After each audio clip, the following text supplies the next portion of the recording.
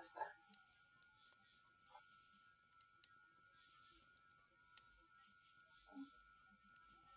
Ese es un muy buen episodio.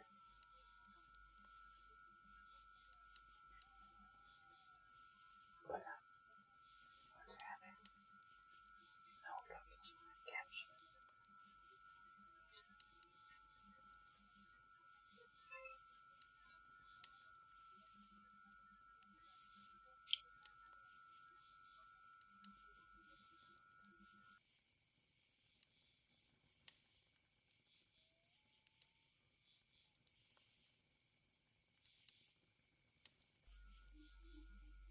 Pues la pregunta es un tanto innecesaria, Alex.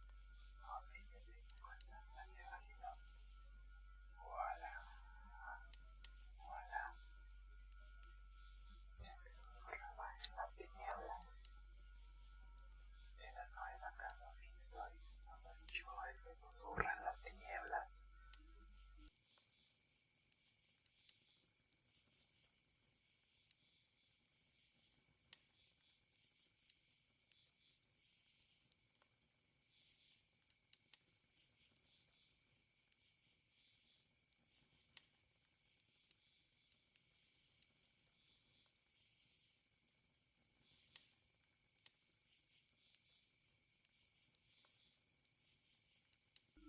¿Qué tal se está escuchando?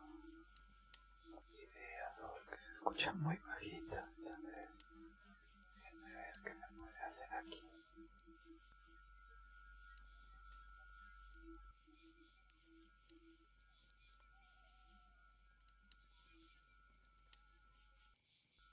¿Cómo se escucha ahora?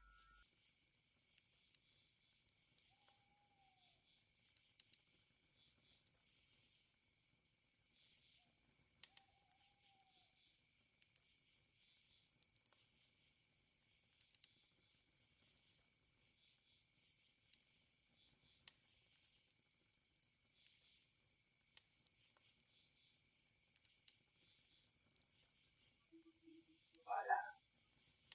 Creo que ya quedó bien el volumen de esto. No lo voy a poder subir más. Pero bueno, hoy les tengo preparado el que susurraba en las tinieblas. Repito, no será esta la historia sobre mí. No soy yo el que susurra en las tinieblas.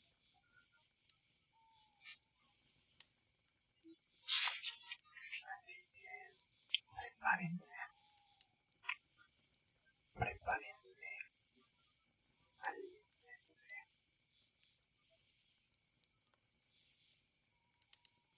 Y disfruten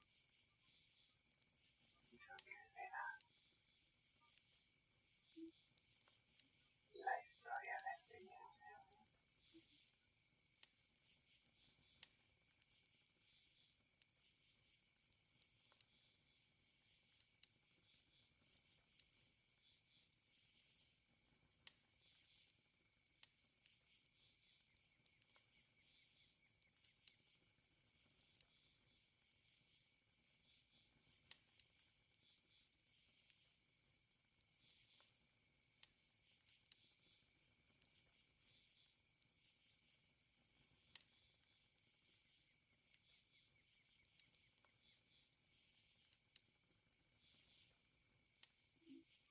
Muy bien, probemos ahora. ¿Qué tal suena?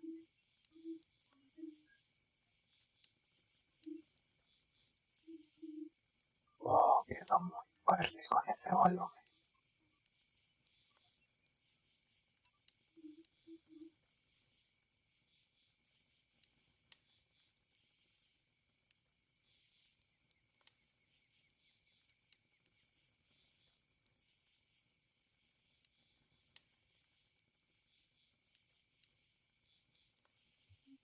Un poco saturado.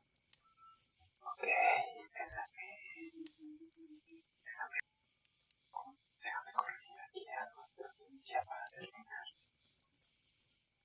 Vamos a bajar el volumen por acá. Aquí está bien. Ahí está bien el volumen.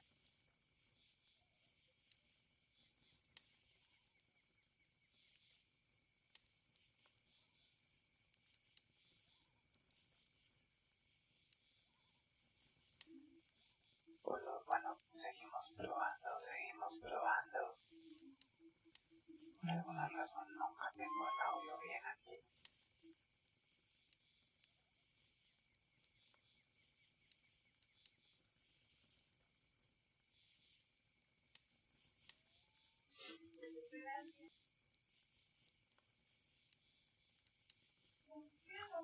Buenas, Javi.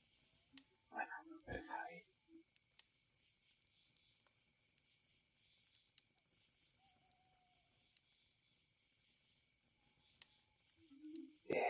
Javi, hoy venimos con ASMR, entonces subirle a mi voz no es opción.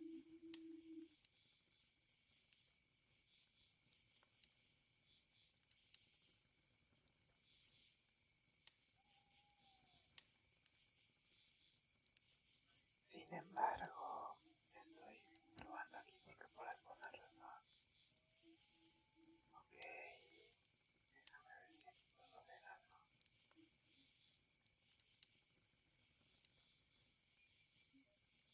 ¿Qué tal? Aquí ya quedó mejor.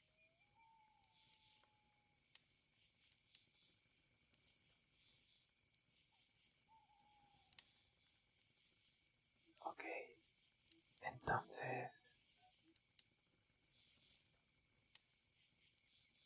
todavía lo estoy revisando, Javi. Estoy subiendo de poco en poco porque tampoco quiero reventarles los oídos a todos ustedes.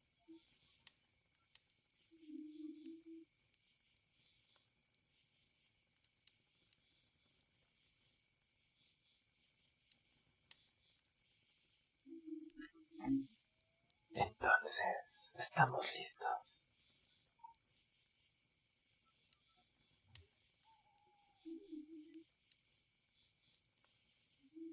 Ok, nada más, denme un segundo en lo que el perro de arriba deja de correr.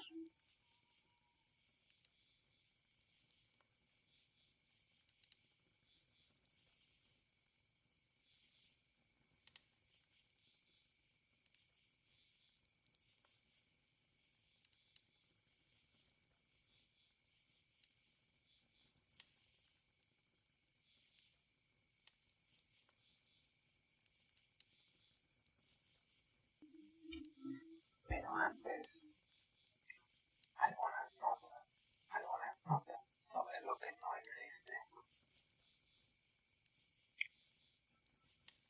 Para mí, la principal dificultad al escribir una autobiografía es encontrar algo importante que contar. Mi existencia ha sido reservada, poco agitada y nada sobresaliente. Y en el mejor de los casos, sonaría tristemente monótona y aburrida sobre el papel. Nací en Providence, Rhode Island, donde he vivido siempre, excepto por dos pequeñas interrupciones. El 20 de agosto de 1890 debí elegirme de Rhode Island por parte de mi madre y de una línea paterna de Devonshire, domiciliada en el estado de Nueva York. Los intereses que me llevan a la literatura fantástica aparecieron muy temprano, pues hasta donde me quedó.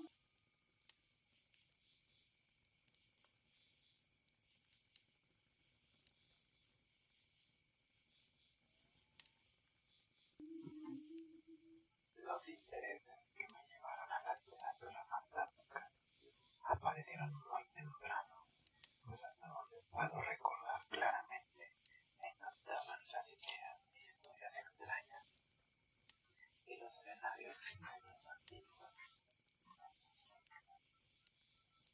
Nada ha parecido fascinarme tanto como el pensamiento de alguna curiosa interrupción de las prosaicas leyes de la naturaleza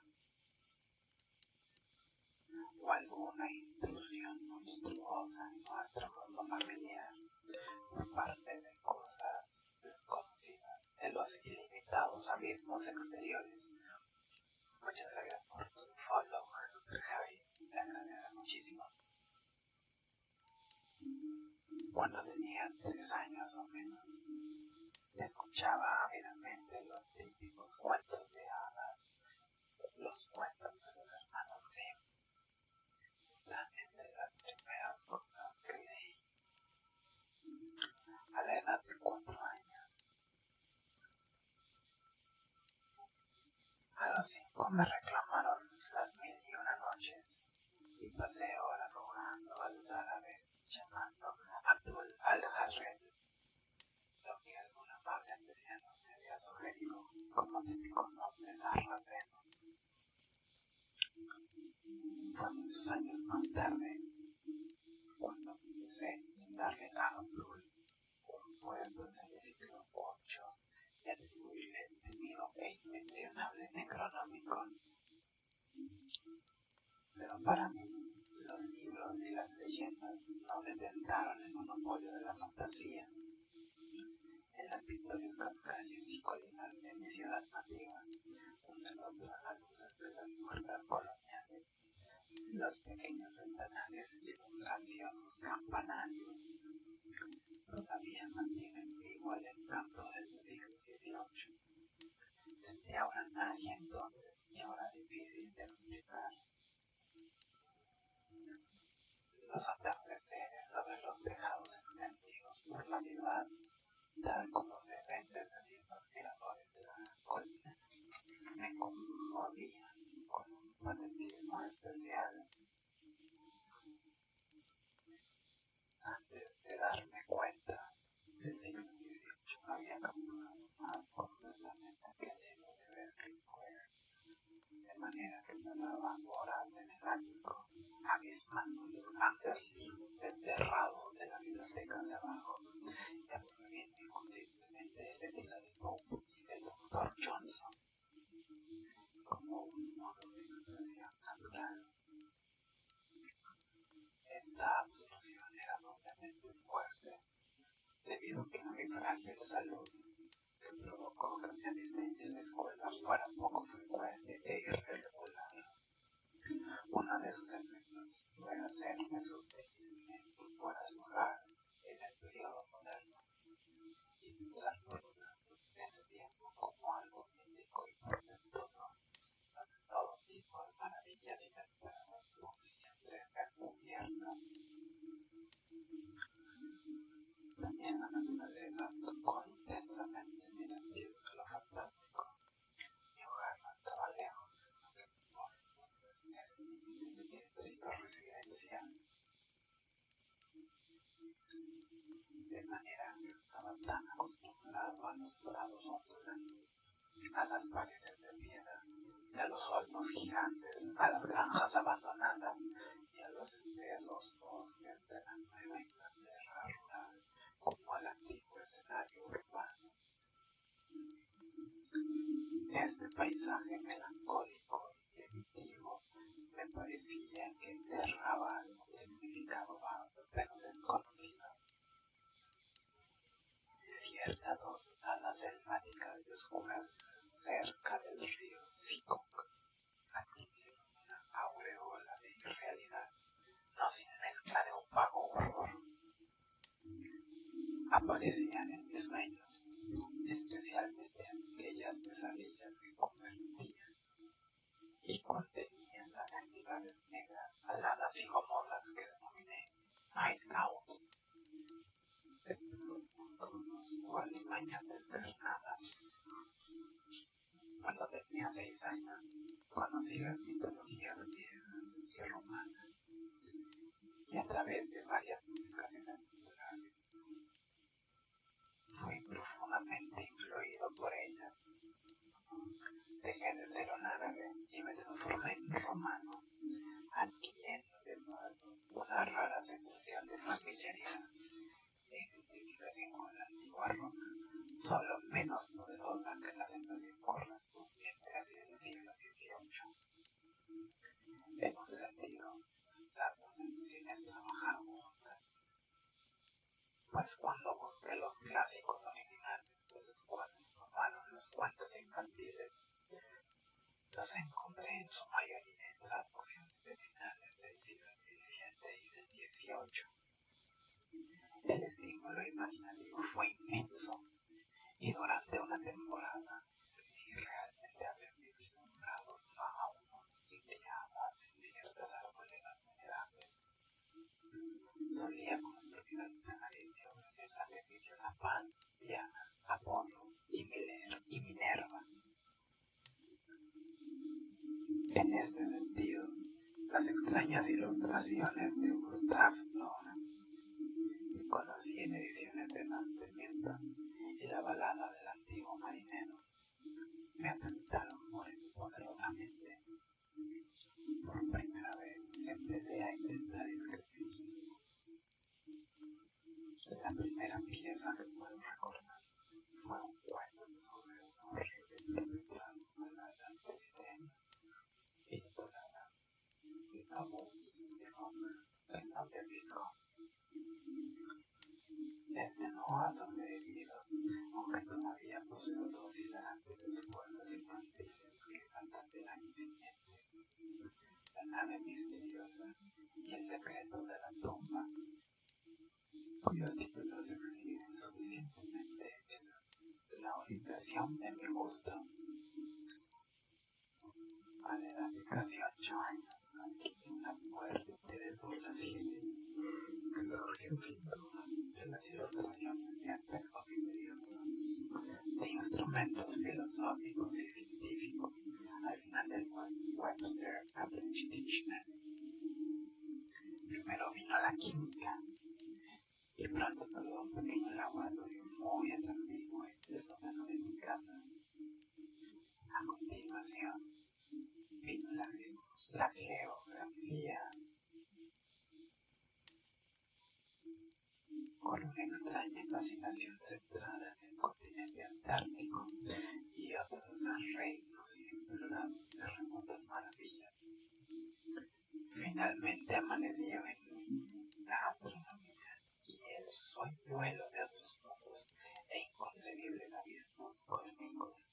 Eclipsó todos mis intereses durante un largo periodo, hasta después de mi 10º cumpleaños.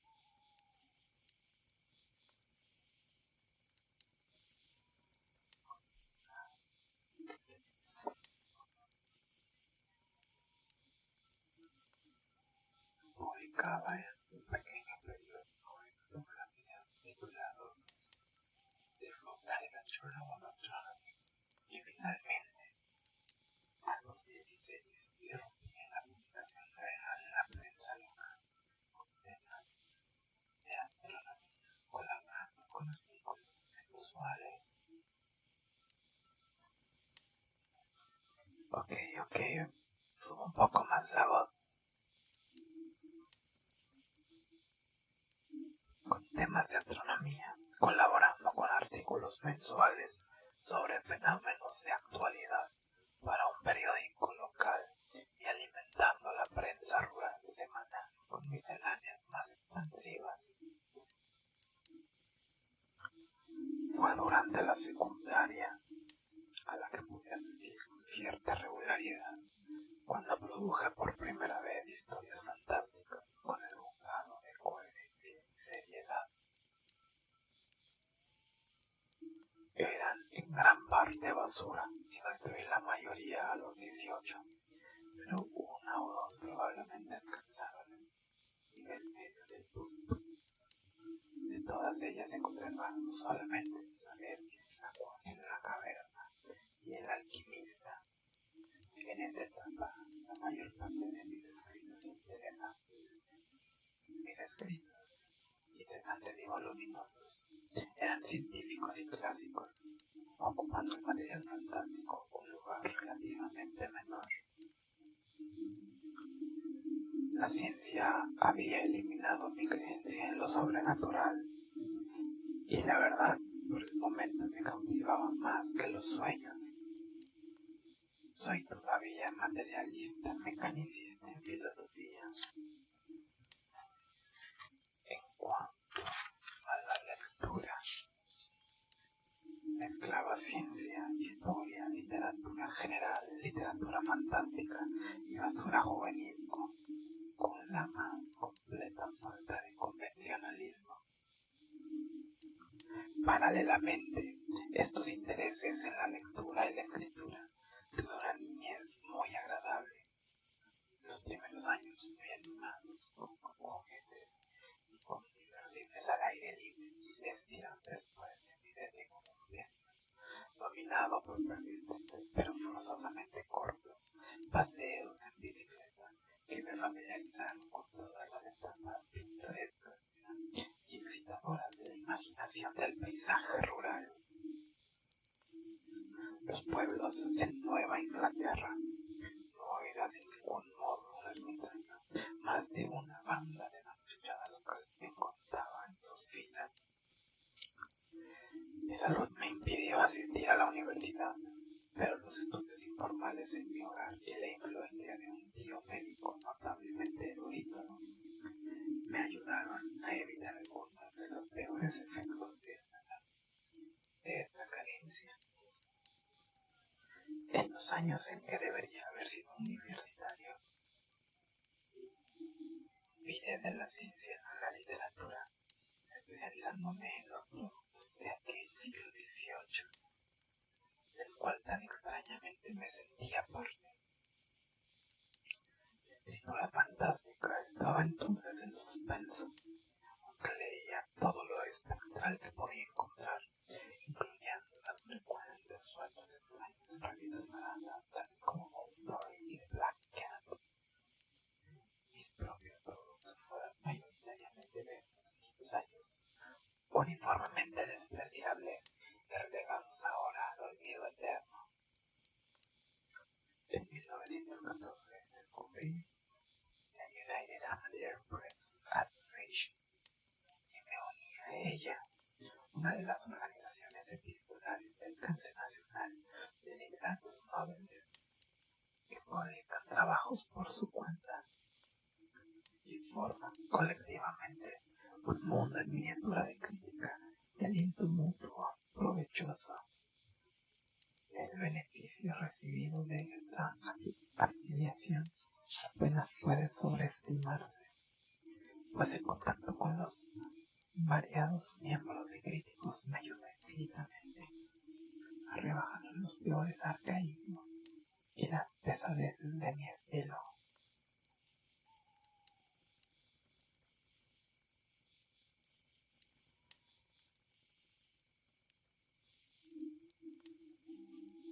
Este mundo del periodismo aficionado está ahora mejor representado por la National Amateur Press Association, una sociedad que puedo recomendar fuerte y conscientemente a cualquier principiante de la creación.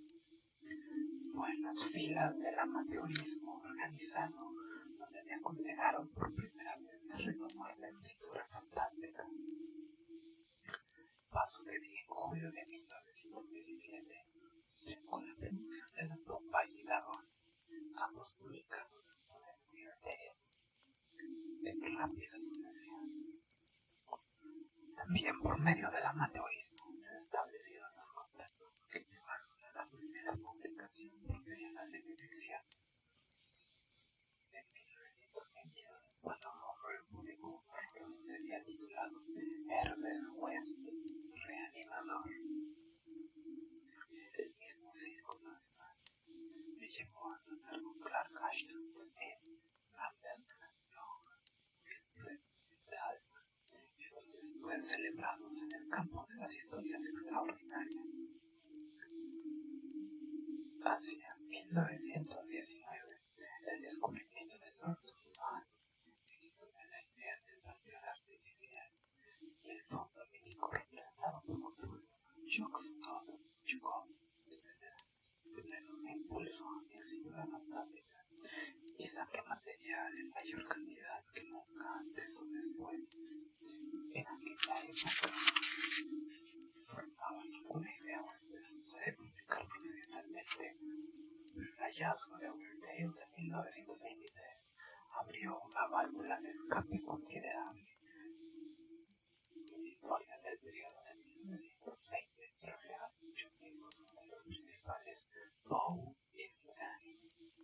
Está en general demasiado fuertemente inclinadas a las extravagancias y un colorismo excesivo, como para hacer de un valor literario muy serio.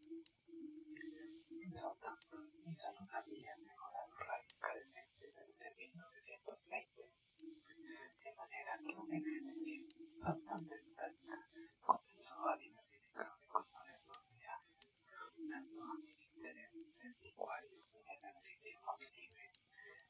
Mi principal placer fuera de la literatura pasó a ser la búsqueda educadora del pasado, de antiguas expresiones arquitectónicas y paisajísticas de las viejas ciudades coloniales. Raúl, muchas gracias por haber venido. Mi micro se escucha raro, es lo que me ha estado diciendo Azul. Vamos a poner una pequeña pausa. Vamos a seguir configurando aquí nuestro micro. Si no sé qué hacer, tal vez sea eso. Tal vez era eso, ¿no? Aunque creo que ahora tiene un constante giseo y eso es lo que no me gusta. En cambio, creo que así me quedo mejor. No, no tengo.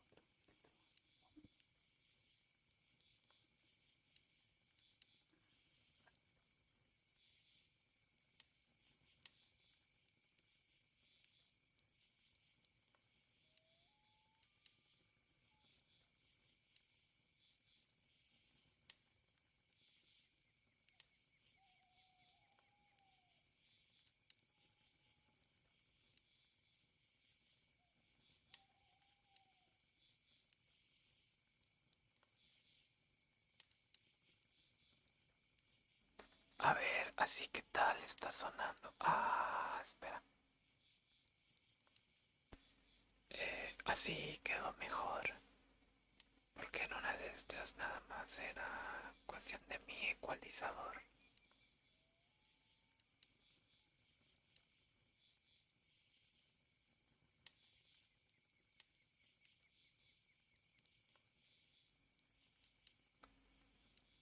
Creo que ya quedó mejor, ¿no?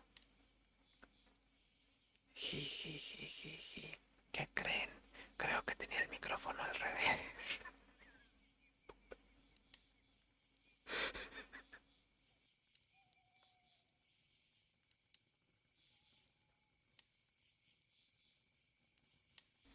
Estaba yo hablándole a este lado en lugar de a este. Entonces lo que hice ahorita fue girarlo. Y creo que esto lo ha solucionado bastante.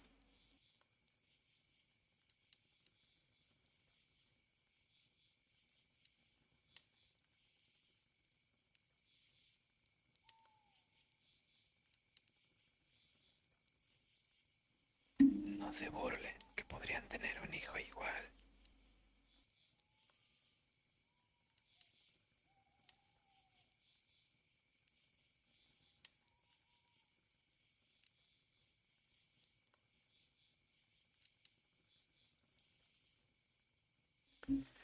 Hola, creo que aquí ya quedó perfecto. Creo que me escuchó bastante bien. Al menos eso me da a entender el programa aquí con los niveles.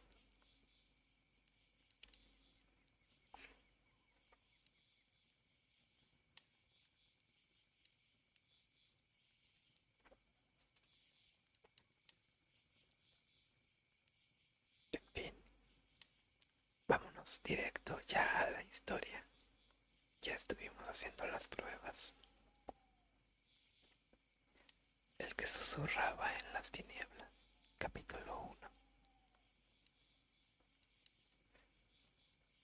Güey, es que sí soy capaz de hacer lo que dices. Soy capaz de reinstalarle todo el sistema a mi computadora. O es más, instalarle Windows a mi refrigerador. Con tal de ver si eso funciona. Pero bueno, creo que vamos a empezar. El que susurraba en las tinieblas, capítulo 1. Recuerden ustedes bien, ante todo, que no vi al fin nada concreto. Afirmar que mis conclusiones fueron producto de un choque mental. Última gota que me hizo huir rápidamente de la solitaria granja de Ackley, en un viejo automóvil, en medio de la noche y entre las redondas colinas de Vermont. O jugar Fortnite en la calculadora. Le instalamos Doom a una, ¿cómo se llama? A una prueba de embarazo digital y ahí jugamos Doom. Continuamos. Producto de un choque mental es ignorar los hechos claros y simples de aquella mi última experiencia. A pesar de las cosas terribles que vi y escuché, a la impresión viva que me causaron, no puedo probar aún ahora la verdad o falsedad de mis temibles hipótesis, pues al final del tiempo, la desaparición de Ackley no prueba nada. La gente no encontró en la casa nada sospechoso, fuera de las marcas de balas en el interior y el exterior. Parecía como si hubiese salido casualmente a dar un paseo por las colinas y aún no hubiese vuelto. Nada revelaba que hubiese habido un huésped, ni que aquellos horribles cilindros y máquinas hubiesen estado allí en el estudio, que Ackley hubiese sentido un miedo mortal a esas verdes y pobladas colinas e interminables arroyuelos entre los que había nacido. Tampoco significaba nada. Miles de personas sufren de los mismos enfermizos temores. Bastaría por parte la excentricidad para explicar la conducta y las aprehensiones de Ackley. Todo comenzó, según mi conocimiento, con la inundación sin precedentes que asoló el estado de Vermont el 3 de noviembre de 1927.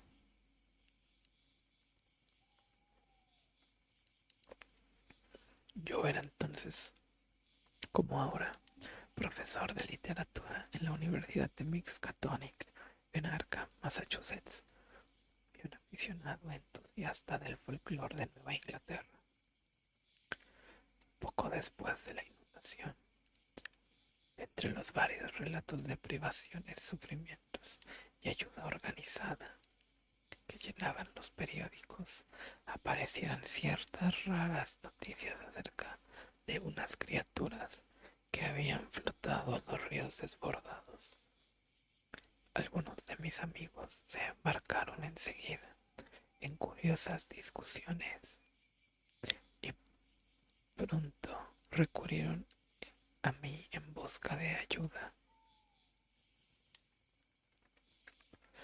Halagado porque se tomaran tan en serio mis estudios folclóricos, hice todo lo posible por aclarar las historias desordenadas y confusas que parecían inspiradas en verdad por viejas supersticiones campesinas. Me divirtió bastante encontrar varias personas cultas que insistían en aquellos rumores porque podían estar basados en algunos hechos deformados o de difícil comprensión.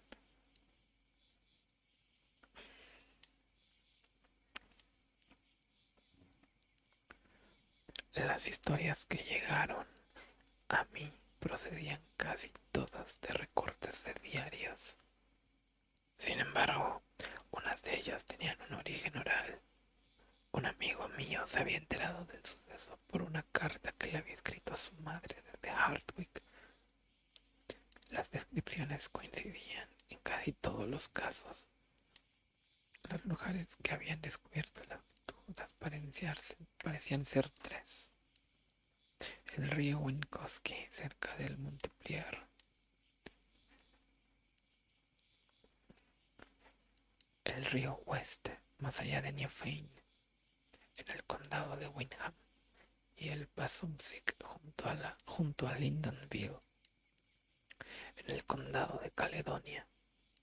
Como es natural, los relatos mencionaban otros lugares, pero parecía que en última instancia todos podían reducirse a estos tres. Las gentes de esas regiones afirmaban haber visto a las criaturas que bajaban de las poco frecuentadas colinas, uno o más objetos muy raros y perturbadores, y había cierta tendencia a relacionarlas con un ciclo muy viejo de leyendas, ya casi olvidado, y que los ancianos exhumaron en esta ocasión.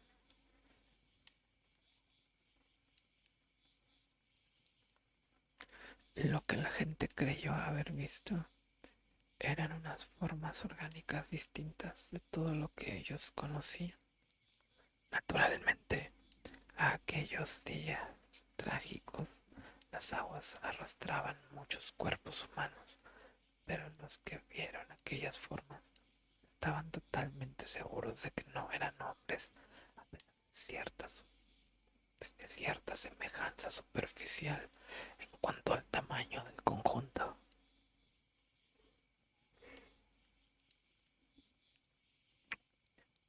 No podían tratarse, dijeron los testigos, de algunos de los animales conocidos en Vermont. Eran unos seres rosados de alrededor de 1,5 metros de altura. Los cuerpos de crustáceos estaban provistos de algunos pares de aletas o alas membranosas y varios grupos de miembros articulados. En el lugar donde podía encontrarse la cabeza había una especie de elipsoide retorcido, cubierto por un número de antenitas.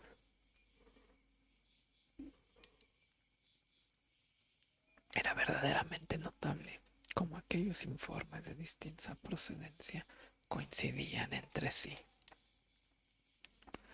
Aunque no había que extrañarse tanto, pues las viejas leyendas difundidas en otro tiempo por todo el país habían alimentado una imagen particularmente mórbida que excitó sin duda la imaginación de todos los testigos. Saqué una conclusión, que estos testigos, gente simple e ingenua de los bosques, habían debido ver en los cadáveres descompuestos y mutilados de seres humanos o animales de granja, arrastrados por las aguas turbulentas, objetos lastimosos a los que un semi-olvidado folclore había dotado de fantásticos atributos.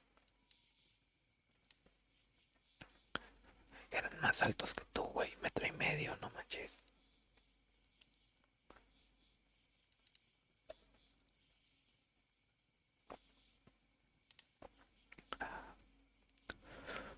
Las antiguas tradiciones, aunque oscuras, confusas y apenas recordadas por la generación actual, eran muy originales y reflectaban indudablemente influencias indias.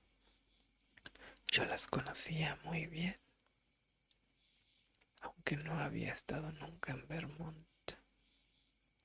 Gracias a la rarísima monografía de Davenport que recoge leyendas orales anteriores a 1839.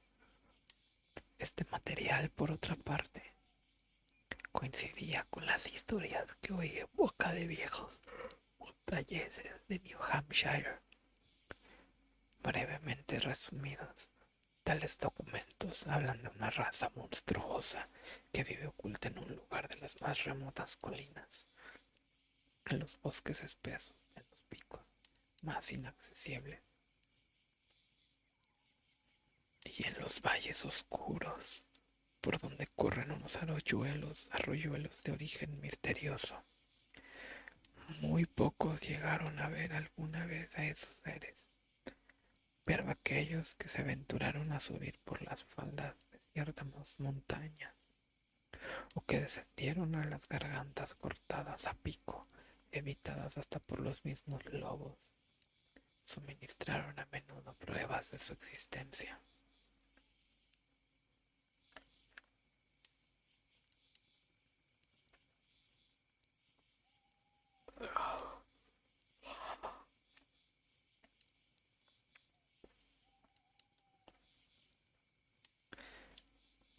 eran unas curiosas huellas de pies o garras encontradas a las orillas de los ríos, terrenos desnudos, singulares.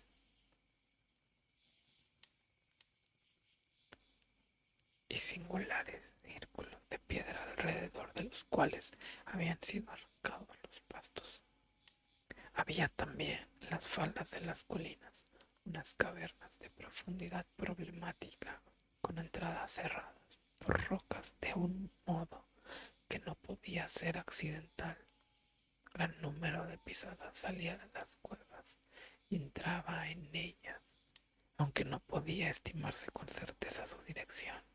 En fin, y esto era la más grave, había unas criaturas que las gentes más aventuradas habían visto alguna vez en la sombra de los valles remotos y en los bosques espesos y casi perpendiculares que crecían en algunos pendientes inaccesibles.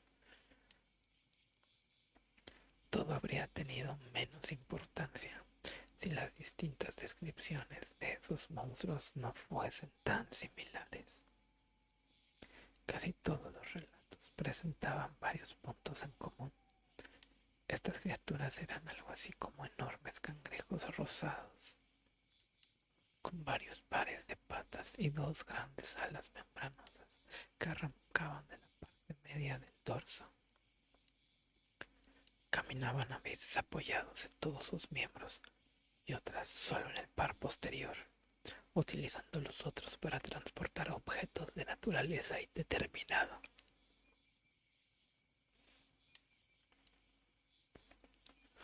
En una ocasión, alguien vio todo un tropel que vadeaba las aguas poco profundas de un arroyo, en filas de tres, en una formación evidentemente disciplinada. Una vez se vio un ejemplar que volaba, luego de lanzarse desde la cima de una colina solitaria y desnuda. Sus grandes alas se dibujaron un momento contra la luna llena y luego se perdieron en el cielo de la noche. Estas criaturas parecían dispuestas, en general, a dejar en paz al hombre, aunque a veces se les hacía responsable de la desaparición de algunos individuos temerarios, especialmente de aquellos que levantaban sus casas muy cerca de algunos valles o muy en lo alto de algunas colinas. Se pensó que no era aconsejable vivir en ciertos sitios. Esa idea persistió largo tiempo, cuando ya se habían olvidado las causas. La gente solía mirar estremeciéndose algunos precipicios montañosos, aun cuando no recordasen cuántos colonos se habían perdido y cuántas casas habían quedado reducidas a cenizas. ¡Hey, hola Ángel! Ángel Aguiar, ¿qué tal? Bienvenido seas. ¿Y cuántas casas habían quedado reducidas a cenizas en las faldas de aquellos verdes y oscos centinelas? ¿Qué onda, Ángel? Bienvenido al stream. Estamos leyendo a Lovecraft, el que susurraba en las tinieblas. Continuamos. Pero sí, de acuerdo con las leyendas primitivas, estas criaturas parecían haber molestado solo a aquellos que se habían aventurado en sus refugios. Las historias más recientes mencionaban su curiosidad hacia los seres humanos y sus intentos de establecer puestos de avanzada en el mundo de los hombres. Se hablaba de curiosas huellas, de garras descubiertas por la montaña al pie de las ventanas de las quintas y de algunas desapariciones en lugares muy alejados de las regiones consideradas como peligrosas. Se hablaba asimismo de voces cuchillantes que imitaban el lenguaje humano y que hacían sorprendentes ofertas a los viajeros solitarios en los caminos y senderos de los bosques, y de niños que habían perdido la razón por lo que habían visto o oído en sitios en que los árboles llegaban hasta las cercas de los patios. En fin, en las últimas leyendas, las que habían precedido a la declinación de las supersticiones y al alejamiento de los lugares temibles, había horrorizadas referencias a ciertos granjeros que en algún periodo de su solitaria existencia habían sufrido una repugnante transformación mental y a los que se acusaba de haberse vendido a aquellas extrañas criaturas. En un candado del nordeste parecía existir la costumbre hacia 1800 de denunciar a ciertos reclusos impopulares y excéntricos como aliados o representantes de esos seres abominables. Y en lo que concierne a la naturaleza de estos últimos, las explicaciones diferían. Los nombres que se les aplicaban con mayor frecuencia eran los de aquellos de más allá o los antiguos, aunque también hubo otros de uso más efímero y local. La mayoría de los colonos puritanos los consideraban simplemente parientes del demonio y tema por lo tanto de angustias, especulaciones teológicas. Aquellos de origen céltico, sobre todo los escoceses e irlandeses de New Hampshire, lo mismo que sus descendientes establecidos en Vermont después de las concesiones de tierras otorgadas por el coronel Wentworth, y los relacionaba vagamente con las hadas malignas y los hombrecillos de las turberas y las colinas. Buscaban protección en los encantamientos legados por sus antecesores. Pero las teorías más fantásticas eran las de los indios, aunque las leyendas de diferentes tribus diferían unas de otras. Todas estaban unánimemente de acuerdo en afirmar que las criaturas no pertenecían a esta tierra. Los mitos de los Penacuks, que eran los más coherentes y pintorescos, enseñaban que los seres alados venían de la Osa Mayor y que de las minas que poseían en nuestras montañas sacaban una piedra que no podían obtener de ningún otro mundo. No vivían en la tierra, decían los mitos, y mantenían aquí unos simples puestos de avanzada, desde donde enviaban a sus planetas del norte grandes cargamentos de piedra. Los animales los evitaban impulsados por una aversión instintiva, no porque los monstruos los persiguiesen. No podían alimentarse de las plantas y animales de este mundo y traían de las estrellas su propia comida. Era peligroso acercarse a ellos. En algunas ocasiones, los jóvenes cazadores que se habían aventurado por aquellas colinas no habían vuelto jamás. No era bueno tampoco escuchar lo que murmuraban de noche en los bosques, con voces similares a las de una abeja, que tratasen de imitar el lenguaje humano. Conocían todos los dialectos, el de los Penacox, el de los Hurones, el de los 5 países, pero no parecían tener o necesitar un lenguaje propio. Hablaban con sus cabezas, esas cambiaban de color de diversos modos, según lo que quisiesen expresar.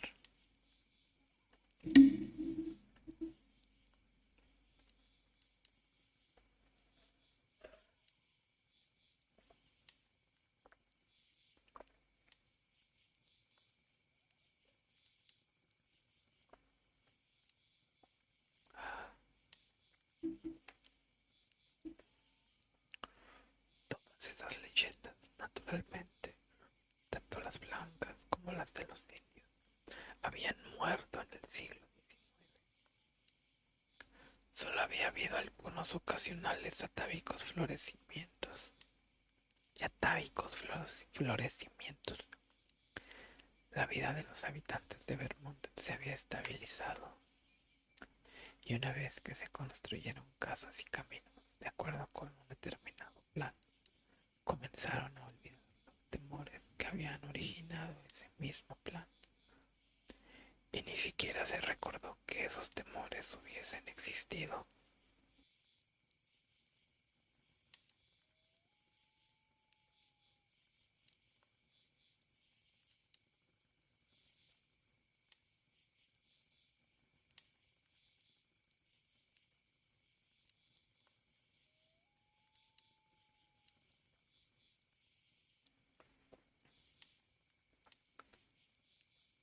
La mayoría de la gente solo sabía que ciertas regiones montañosas eran consideradas como malsanas y poco productivas, y que traía mala suerte vivir en ellas, de modo que lo mejor era instalarse lo más lejos posible de esas regiones. Pasó el tiempo y las huellas de la costumbre y de los intereses económicos se hicieron tan profundas que no hubo ningún motivo para no seguirlas. Y así las temidas colinas quedaron desiertas, más por accidente que por un deseo voluntario. Salvo infrecuentes pánicos locales, solo algún nonagenario amante del pasado y alguna abuela aficionada a lo maravilloso hablaban de criaturas de las colinas. Y aún estos admitían que poco había que temer ahora, cuando esos seres se habían acostumbrado a la presencia de las casas. Además, los hombres se internaban casi nunca en aquellos territorios. Yo sabía todo esto desde hacía tiempo, gracias a mis lecturas y a los relatos que había oído en New Hampshire. De modo que, cuando los rumores que siguieron a la inundación comenzaron a extenderse, pude adivinar con facilidad qué fondo imaginativo había permitido su desarrollo. Me esforcé en explicárselo a mis amigos y me divertí de veras al ver que algunos de los más discutidores pensaban aún en quizá había algo de verdad en aquellos relatos. Estas personas trataron de señalarme que las leyendas primitivas tenían una persistencia y una uniformidad singulares, y que la naturaleza virtualmente inexplorada de las colinas de Vermont hacía poco prudente asegurar que nadie vivía en ellas. Tampoco pude reducirlos a silencio, afirmándoles que todos los mitos tenían una misma y conocida estructura y estaban determinados por fases primitivas de experiencia que producían siempre el mismo tipo de ilusión. Fue inútil demostrarles que los mitos de Vermont diferían esencialmente muy poco de aquellas leyendas que personificaban fuerzas naturales, que poblaron el mundo de faunos, dríades y sátiros.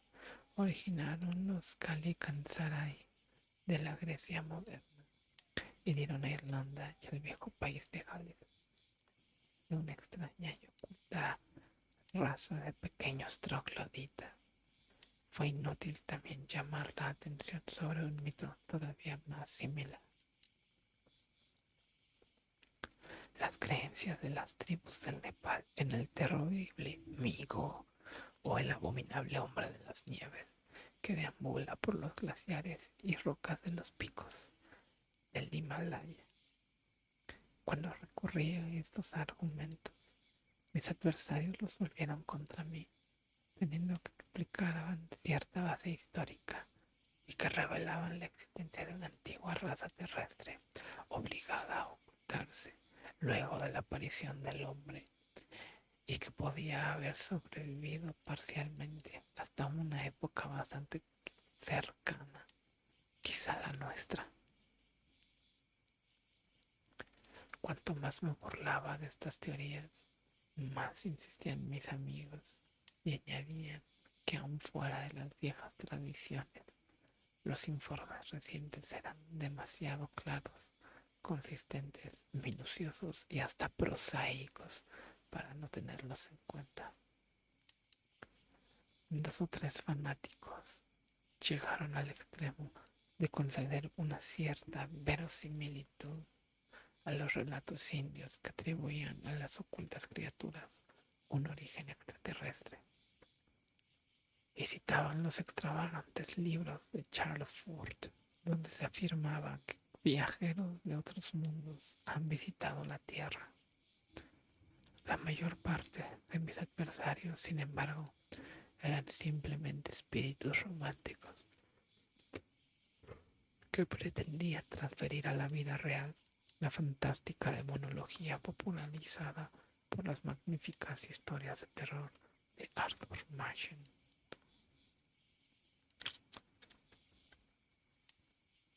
Vamos a suspender por hoy. Hemos acabado el capítulo 1, pero quizá no se note. Me arden los ojos y se me están cerrando. Estoy muy cansado ya. Hoy fue un stream corto. Bueno, ni tan corto, duró 1 hora. Los veré aquí mañana. Si es que todo sale bien, continuaremos con el capítulo 2.